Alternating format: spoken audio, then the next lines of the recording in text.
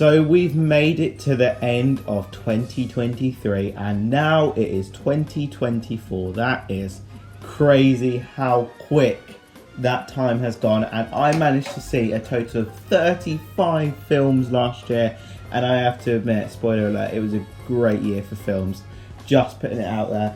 But I'm going to be ranking all 35 of these films right here, right now, in front of you all, and this is purely my opinion. And that is all I need to say. So let's just get started with number 35.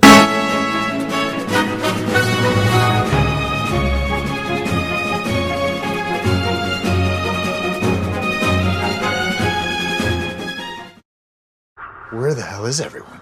Black Demon. Now I must admit, I didn't go into this film with many expectations at all.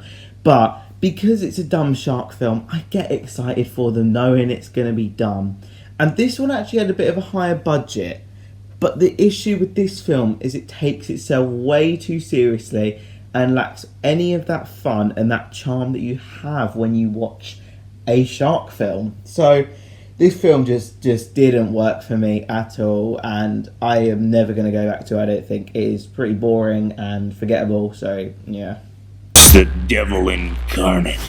Now you're probably wondering how the hell Jurassic Shark 3 is higher than Black Demon, and it basically covers most of the issues with which the last one didn't. It is incredibly dumb and incredibly stupid, but it knows it's that, so it doesn't try to hide that. It never tries to change that or be different. So I don't care. It's fun. I like it. You got one shot, Sheriff. Number 33 is The Flood, a very, very boring and forgettable film which had little to no charm, and it was just really just nothing stood out. The plot didn't. It was just not for me. Where are you? Asteroid City. Now, while being slightly better but not great, we have Asteroid City. I actually went into this really excited and I thought the cinematography was phenomenal, but that is very much it. The performances were really good, but I didn't get invested in the characters. It was just so weird that I just couldn't even connect with it. And I like weird films, but this one just didn't do it for me. I know some people loved it. I know some people hated it. I just was not that big of a fan of this film whatsoever. You know, it's like regular alligator stuff, just floating through the air, circling the corpse of our best friend. Then we have Bad CGI Gator, a very bad, awful film. But as it says in the title, it knows it's dumb, it knows it's stupid, and it purposely does it. So I love it. It's funny. So I will put it on. It is awful. It's not a good film, but I love it at the same time just because of how fun and how stupid it is. And I had a lot of good fun when I sat and watched this film. We're gonna build our way out. Then we have Lego Marvel Avengers Code Red. Now this could be said as it's a special and not a film, but it's my list and I wanted to include it. And purely, I just couldn't put this one any higher because it is just a short Lego film, which is silly. I think it's kind of fun than putting the twist on like Black Widow and the Red Guardian. And that's pretty much it. It's not as good as the older ones that I grew up with, but I don't know, it's fun, it's bearable, and it was okay, wasn't it? I will always be Spider-Man. Then we have one of the most controversial films on this list, and probably one I shouldn't even be including, Spider-Man Lotus, which, if you didn't know, is a fan film. And I actually was quite excited for this because I found it really inspiring what was going on with this. But I think there was something there which could have worked. And I saw the faith in it, but it just didn't do it for me. And I just thought it kind of lost it. I thought the performances were pretty good, but that was pretty much it. Oh, I don't know. We're gonna find them! Then we have Trolls Band Together, and I'm not a Trolls fan, but when I saw the trailer for the third one, I thought it looked alright. And I watched the film, and I really did not enjoy any of this. I was not a fan of the villains. I thought they were incredibly weak villains. I know some people quite like them. I did not. I thought the characters were not too great. I found the messaging about family pretty powerful and pretty good, but that's kind of it. Nothing else was in there for me that I could enjoy. It's aimed at a very young audience, and I am not a part of that. I am having a panic attack! Number 27 is Ruby Gillman, Teenage Kraken. Now, I actually didn't hate this film. I thought the character of Ruby Gillman was incredibly likable. I just kind of thought the underwater scenes, they looked really good, but I didn't really enjoy them all that much. I thought a lot of the side characters were underdeveloped. I didn't. I kind of thought the acting was a bit cringy at times, and it was overall forgettable, but not awful at the same time. But I probably will never return to it. Yeah. I'm Batman. Number 26 is The Flash, and I wanted to love this film, but I just couldn't connect with it, and it just didn't quite do it for me. I think some of the messaging is really powerful, and seeing Mike Keaton back is fantastic, but the CGI is awful. It does not look good.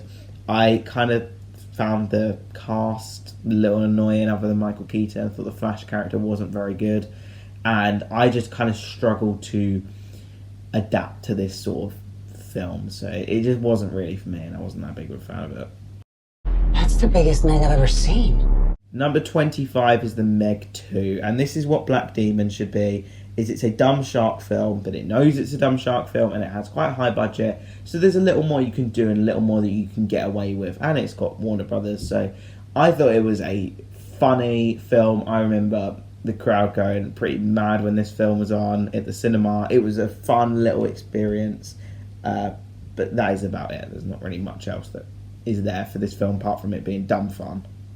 It's all about Number 24 is Shazam 2. Now, this film lost what was so fun and so charismatic about the last film, is it just kind of doubled down on the more generic stuff that we see in superhero films. So the characters weren't quite as good. It didn't have that magic, and I felt like some of the charm was gone from the original because it introduced all these dragons and mythical creatures, so didn't quite do that for me either. You and I are gonna get home. Oh, family. Then that'll bring us to 65. Now, this was a film which ended up having very, very bad reviews. But me, myself, I didn't think it was anything great or nothing like that. But in general, I thought it was a fun little hour-and-a-half long experience.